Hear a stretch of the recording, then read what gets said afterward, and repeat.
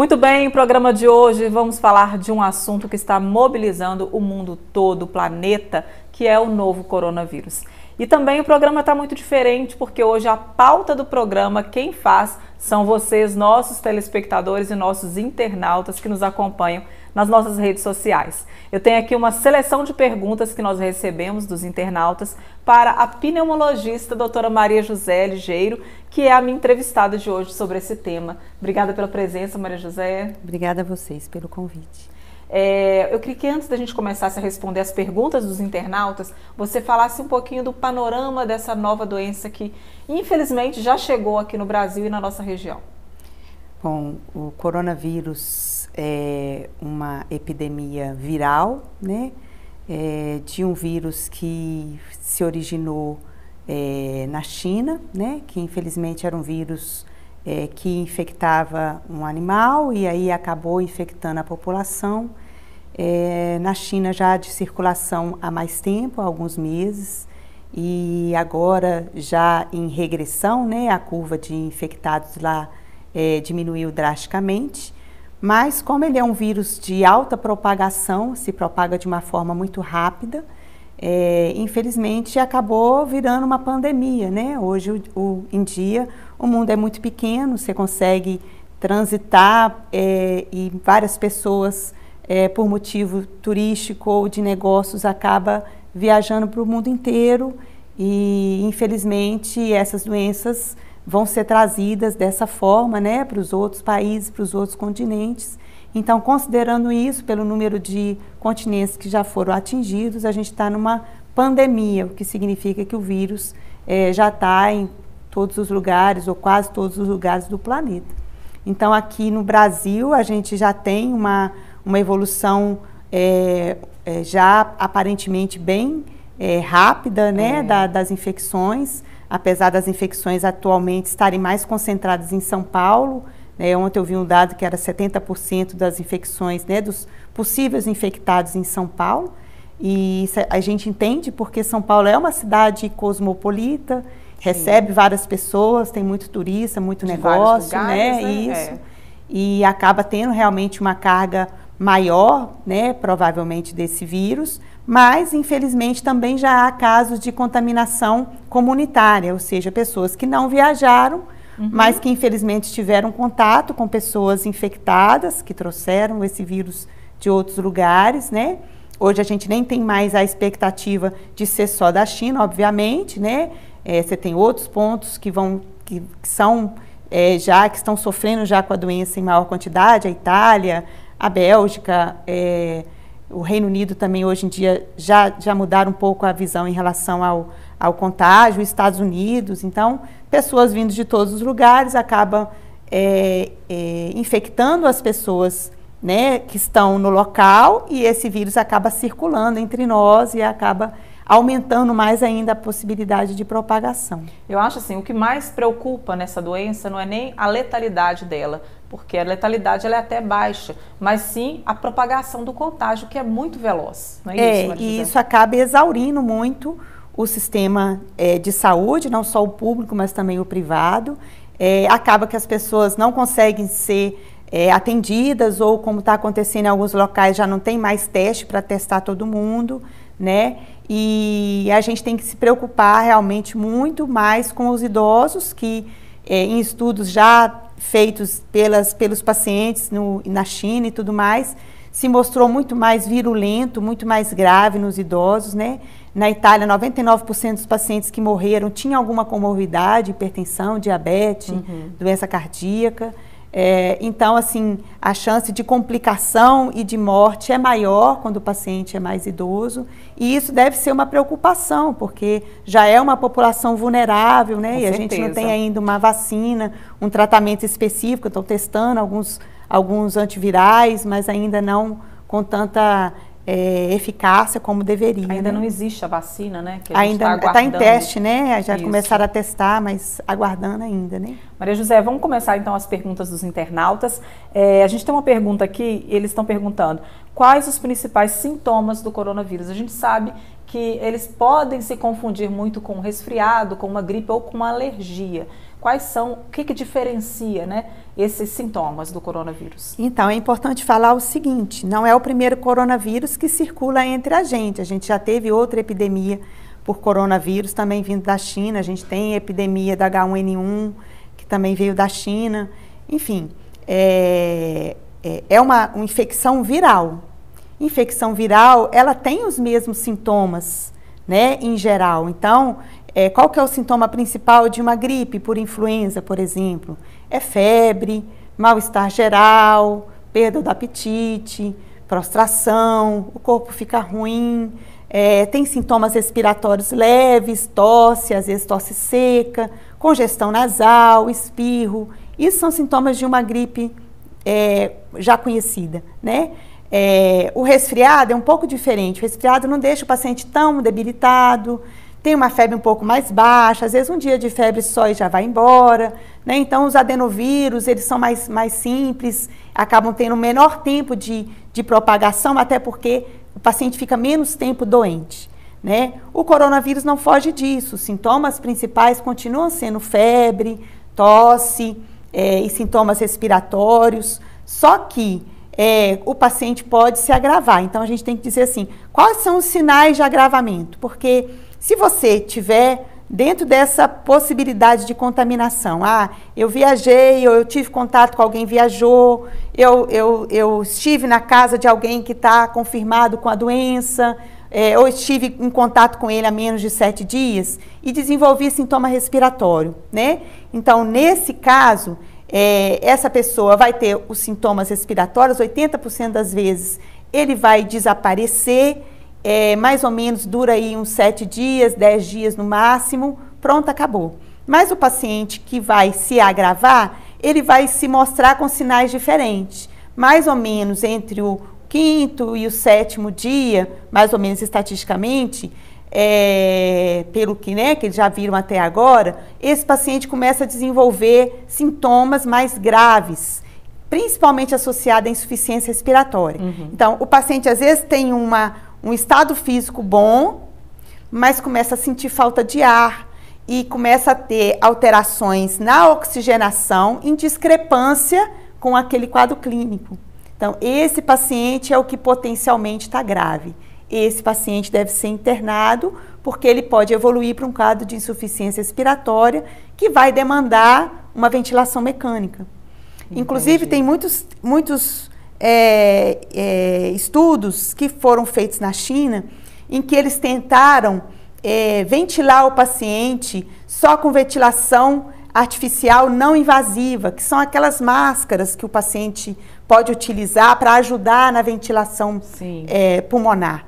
E viram que isso foi pior, porque além de não ventilar adequadamente o paciente, que nesse momento se encontrava com uma síndrome grave de insuficiência respiratória, que é a síndrome da angústia respiratória aguda, eles acabavam contaminando mais, porque manipulava a máscara, tinha que retirar, tinha que limpar toda aquela aparelhagem. Contato com o paciente. Contato com o paciente, que às vezes piorava. Então, a resolução atual é que o paciente desenvolveu sintomas de hipóxia, baixa oxigenação, ele deve ser colocado em ventilação mecânica o mais rápido possível.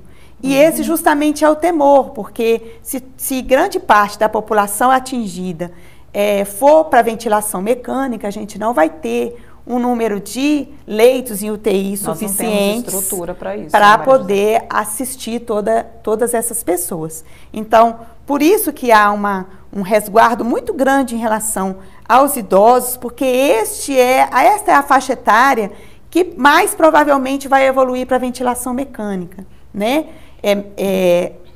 Acima dos 50 anos já tem um número que evolui, de 60 a 80 anos esse número já é um pouco maior proporcionalmente, acima de 80 anos isso já muda muito e a taxa de letalidade aumenta demais em relação a esses pacientes idosos, né? Então, essa recomendação de que os idosos sejam poupados é porque a grande maioria da população, inclusive as crianças, não se mostrou nesses pacientes, nessa experiência de meses, né? Parece que a doença na China começou em torno de outubro e foi propagando rapidamente até que a gente soubesse que era realmente uma epidemia. Esses pacientes não sofreram grandes consequências. 80% tiveram uma gripe, realmente, entre aspas, né, por coronavírus, por Covid-19, diferente da H1N1, diferente do...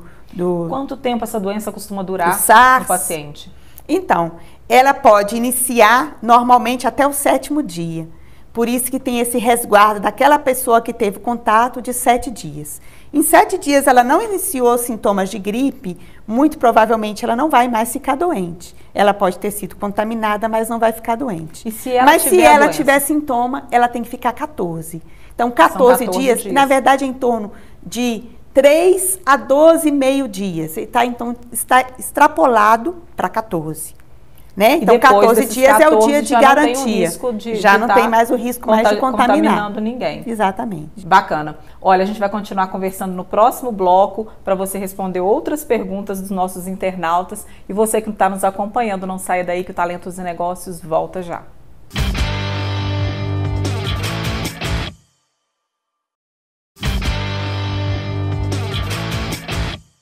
Nós já estamos de volta com Talentos e Negócios. Hoje eu estou conversando com a médica pneumologista, doutora Maria José Ligeiro Marques, e o tema do nosso programa de hoje é o novo coronavírus. A gente sabe que muitas pessoas ainda têm dúvidas sobre esse assunto, por isso nós abrimos o espaço para que os internautas fizessem as perguntas do programa de hoje, e a doutora Maria José está aqui respondendo a essas perguntas. Vamos a mais uma pergunta então aqui de um internauta, doutora Maria José. Ele pergunta o seguinte: eu tenho imunidade baixa, o que eu devo fazer em meio ao coronavírus?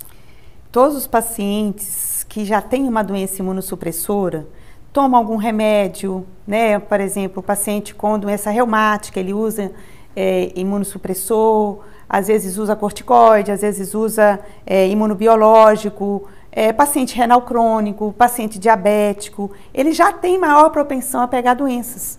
Né? É diferente daquela pessoa que acha assim, eu sempre gripo, eu sempre espirro, Não, às vezes a paciente é alérgica e a alergia não é uma imunidade baixa. Na verdade, a alergia você tem uma exacerbação da sua resposta imunológica, é o contrário. Mas esses pacientes que já têm uma doença prévia, os cuidados que ele tem que ter agora são os mesmos de sempre. Contato com pessoa que está doente, não pode. Sempre que for necessário ir a algum local onde tem a possibilidade de pegar alguma outra doença infecciosa, máscara, álcool gel, lavar a mão com água, detergente, que é tão bom quanto o álcool gel para poder asepsiar a mão. Né? E se você for em algum lugar que teve que pegar num banco, numa padaria, no supermercado, não botar a mão na boca, não botar perto das mucosas, porque é por aí que o vírus entra. Certo? Então, chegou em casa, lavou a mão, se protegeu, Além desses cuidados, existe alguma vitamina específica para aumentar a imunidade da pessoa? Não existe, né? Existe tem alguns estudos em relação, por exemplo, à vitamina, que não se mostrou em nada eficaz em relação a aumentar a imunidade, como se imaginava antigamente, né? E esse estudo foi enorme, inclusive baseado em vários estudos anteriores que mostravam que essa crença em vitamina era uma coisa muito comum, mas que não se mostrava realmente importante. Então, não existe nada que você possa aumentar sua imunidade que não seja hidratação boa, beber bastante líquido, boa alimentação. Seu organismo exatamente, vai se manter saudável a partir do momento que você mantém uma qualidade de vida boa, dormir bem, alimentar bem, beber bastante líquido, praticar um esporte, fazer uma atividade física, são condições que põem o seu organismo rígido, né? Mas as doenças que causam imunossupressão, aí você tem que tratar a doença. Em algumas situações, essas doenças precisam desses medicamentos, aí não tem como. Se é um paciente imunossuprimido, você tem que ter esses cuidados todos que a gente está tendo agora, abrangendo para todas as outras doenças. A gente tem que lembrar que a gente tem no Brasil tuberculose, a gente tem febre amarela, a gente tem dengue, a gente tem zika, a gente tem chikungunya, a gente tem H1N1, enfim. Esses cuidados têm que ser diariamente para esse tipo de paciente. Para todo tipo de doença. Agora, a vitamina C, aquela perguntinha básica. Todo mundo fala, tem que tomar vitamina C para você não gripar, para você não pegar uma doença respiratória. Tem alguma coisa a ver isso? Então, isso vem de muito tempo atrás, foi mencionado em alguns estudos que a vitamina C, dentre outras, podia aumentar a imunidade, porque era um antioxidante, anti-envelhecimento, renovador de célula, né? Posteriormente, foram feitos vários estudos retrospectivos com todos esses estudos sobre vitamina e se demonstrou que eles tinham, na verdade, outros resultados que não eram fidedignos. Sim. Né? Então, hoje não tem nenhum estudo que sustenta que isso pode ser realmente eficaz. Né? Olha, tem uma pergunta aqui de uma internauta, Josi. Ela fala o seguinte, criança com 4 anos que já teve pneumonia, corre mais risco caso ela adquira o vírus? A criança tem o risco de ter a infecção viral por qualquer vírus. O fato dela ter tido pneumonia não traz para ela uma condição que ela pode pegar outras doenças, além daquelas que já mesmo mencionada na faixa etária dela. Então, não, ela não tem maior risco de pegar o vírus porque ela teve uma pneumonia. Não, se ela já tiver o risco, ela está perguntando assim, se ela tiver adquirido o coronavírus, ela tem um risco de morte maior por ela já ter tido pneumonia? Não tem um risco de morte maior. Não. O que se mostra até agora nesses estudos que eu citei é que o risco de morte em criança, adulto jovem, adulto já formado, não chega a 1%. Tá bom? Não quer dizer que a criança não pode morrer com coronavírus? Pode. Até associada a outras questões. Tem criança que tem leucemia, tem criança que tem outras complicações, enfim. Tem outras comorbidades. Mas, numa criança previamente ígida, o índice de letalidade não chegou a 1%. Ok. Uma perguntinha que é até interessante, porque eu também tenho essa curiosidade aqui, ó. A pergunta é do Josimar. Gestantes, qual é o grau de risco para ela e para o bebê? Da mesma forma, não houve relatos até então de que o grupo específico da gestante é mais perigoso para adquirir a doença de forma mais grave. Não há. Só que a gente sempre lembra que gestante é um caso especial, né? Você tem uma modificação no seu organismo, inclusive em relação à sua quantidade de sangue, à sua imunidade, que é diferente. Então, é recomendável, ninguém vai dizer, a gestante não vai ter nenhum cuidado. Não, é recomendável que ela tenha um cuidado dobrado, como tem para outras infecções. E caso uma gestante, ela tenha contato com o vírus, o bebê tem contato, ele corre o risco de ter esse contato também? Não, a princípio não, né? Você vai ter uma gripe e a sua chance de letalidade está associada à sua faixa etária. Então, a princípio, não tem nenhum problema para o bebê, a não ser que haja alguma complicação. Uma pergunta aqui também interessante, da Franciele. Como eu não tenho álcool em gel, eu posso substituir pelo álcool 70%? O álcool 70%, ele tem a mesma composição do álcool gel, só que ele não é em gel. Quando a gente manda usar álcool a 70 graus, é porque esse álcool tem o poder antisséptico de matar aquele vírus e algumas bactérias, né? Por exemplo, a micobactéria não morre no álcool. Porque a gente sabe que está já em falta, né? O álcool gel sim. no mercado. Não quer dizer que o álcool com menos de 70%, 40%, 50%, não seja antisséptico. Ele só não é tão eficaz. Entendi. A Beatriz também fez uma pergunta. Caratinga tem recurso para as pessoas infectadas, doutora Maria José? Olha, se a gente for avaliar a progressão da doença atualmente, se ela realmente se comportar como vem se comportando, por exemplo, na Itália, que a gente viu um desastre, não, nenhuma cidade tem. Né? A gente tem um número de leitos baseado nessas doenças que a gente tem aqui atualmente e tem um número limitado de vagas em terapia intensiva, também baseado, não vou dizer nem Caratinga, a microrregião ou a região aqui do Vale do Aço, que a gente, na verdade, está associada à GRS de Coronel Fabriciano. né, em termos de saúde pública. Né? Então, a gente conta ainda com hospitais em Governador Valadares e Ipatinga. Então, esse realmente é o temor, porque se houver uma grande demanda, nenhum sistema público de saúde nem privado vai conseguir atender a todos de uma forma 100% eficaz. É verdade. Né? Então, não é questão só da nossa cidade ou da nossa região. Geral. É geral. A gente ainda tem um problema que há uma concentração maior de hospital e de tratamento especializado, mas nas grandes cidades. Né? Então, a gente tem que lembrar que Minas Gerais tem muitas pequenas cidades, municípios às vezes muito pequenos. Eles vão ser drenados todos para essas grandes cidades. Certo. Né? Bom, a gente vai fazer mais uma pausa, tem ainda outras perguntas de internautas, mas a gente volta no próximo bloco, não saia daí.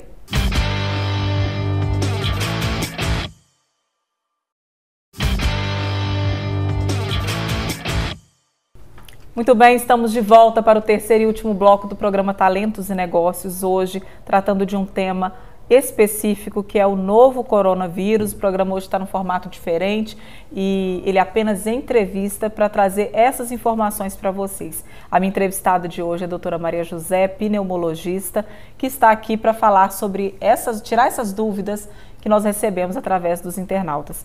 E mais uma perguntinha aqui, Maria José, de um internauta, do Daniel Teixeira.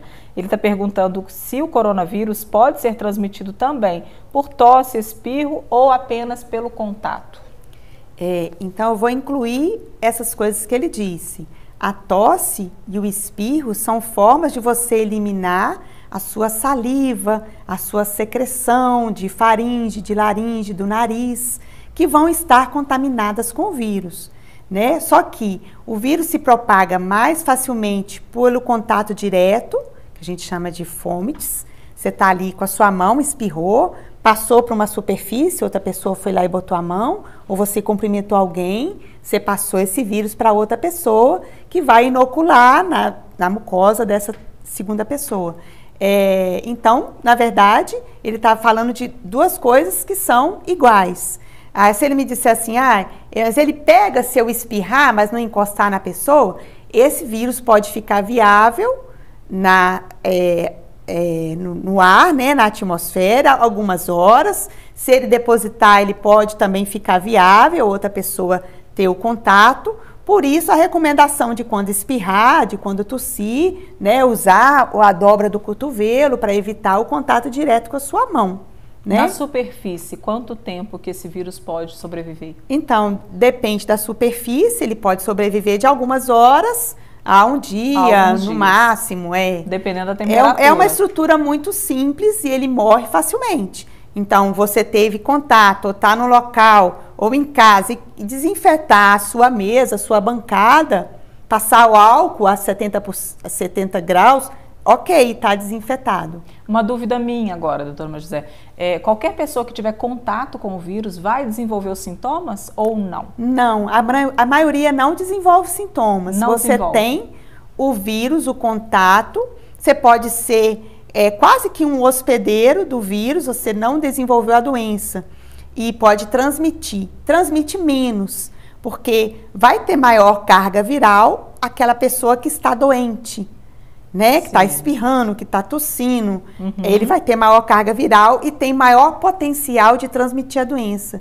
O paciente assintomático tem menor potencial de transmitir a doença, mas ele pode ter, na verdade, o vírus sem desenvolver a doença, e isso é até mais comum. Por isso a dificuldade, inclusive, de conter essa propagação, porque vão ter pessoas que não estão doentes, mas que vão propagar o vírus para outras pessoas. E não estão nem sabendo que estão passando esse vírus para frente. Para frente, exatamente. Por isso a necessidade do afastamento social, não é isso, doutora Maria José? Sim. A única forma da gente, na verdade, nesse momento, evitar a contaminação, quando esse vírus começa a se apresentar já numa contaminação comunitária, né?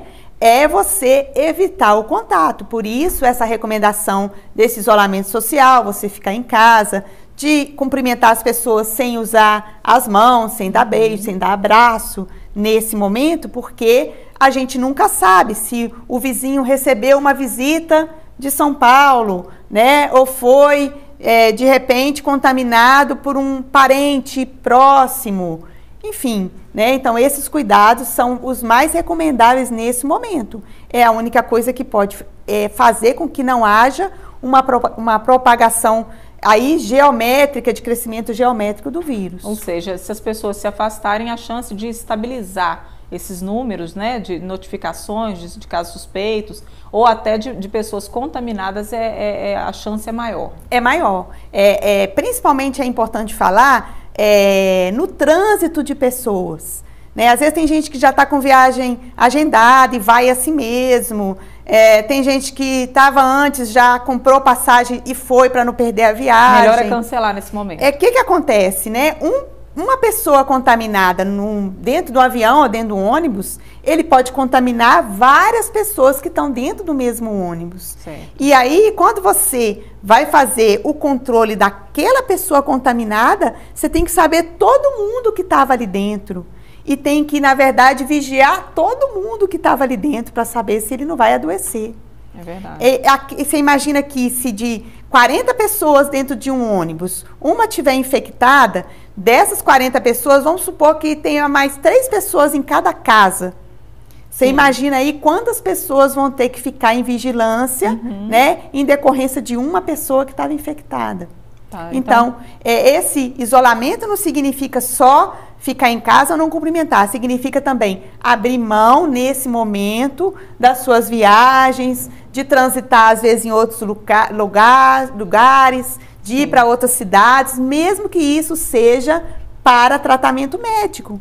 Melhor coisa a fazer, eu tenho uma consulta no médico em Belo Horizonte ou em São Paulo. Liga, se justifica, pergunta se é necessário a consulta, porque inclusive tem muitos serviços médicos ambulatoriais, né, de consulta que estão sendo suspensos nesse momento, justamente para evitar esse trânsito de pessoas. Maria José, qual que é a sua previsão para os próximos meses dessa doença aqui no Brasil?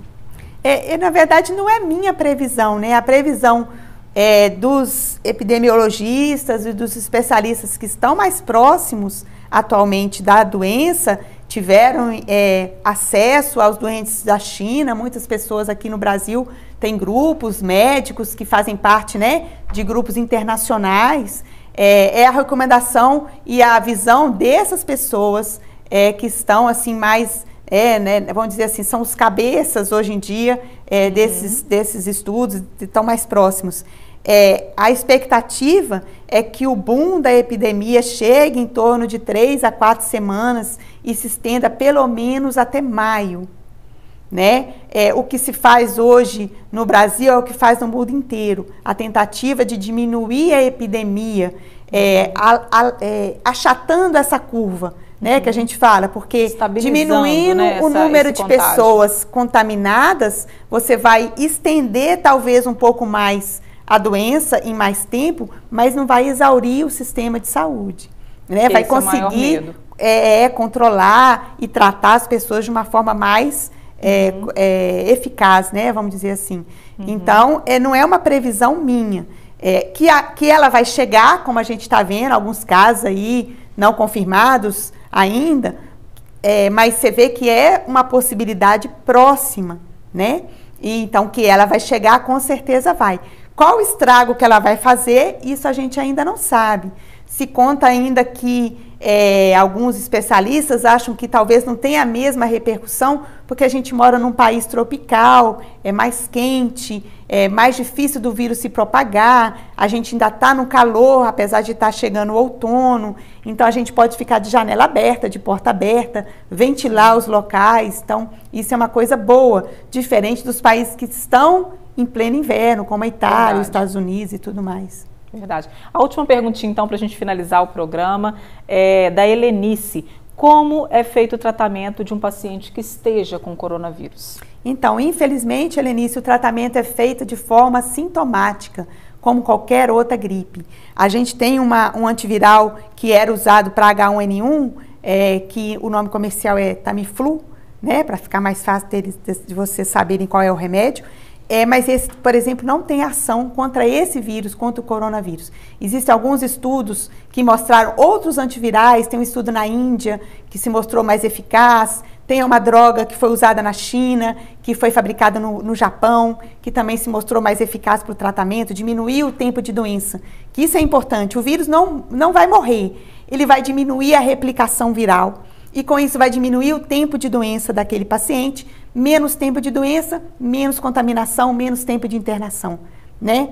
Apesar do vírus ser uma estrutura muito simples, a gente tem vários exemplos de outros vírus aí que a gente não consegue matar, né? O HIV, por exemplo, é um vírus, a febre amarela é um vírus, a dengue é um vírus. Então, não existe um tratamento específico para tratar a doença. A gente trata os sintomas e aquelas complicações que a infecção viral pode trazer. Tá certo. Obrigada, doutora Maria José, pela presença hoje aqui Obrigada no programa, por atender meu convite e por responder essas questões aí importantes, as perguntas dos nossos internautas. Eu te agradeço mais uma vez. Eu que te agradeço e queria dar um recado que é muito importante. As pessoas que tiverem a necessidade de ir ao seu médico porque acham que pode estar contaminado pelo coronavírus ou por outro tipo de infecção, a primeira coisa a se fazer talvez não seja ir no consultório. Hoje a gente tem celular, todo mundo tem WhatsApp, comunique com o médico. As pessoas, por exemplo, que não tem sistema privado, né?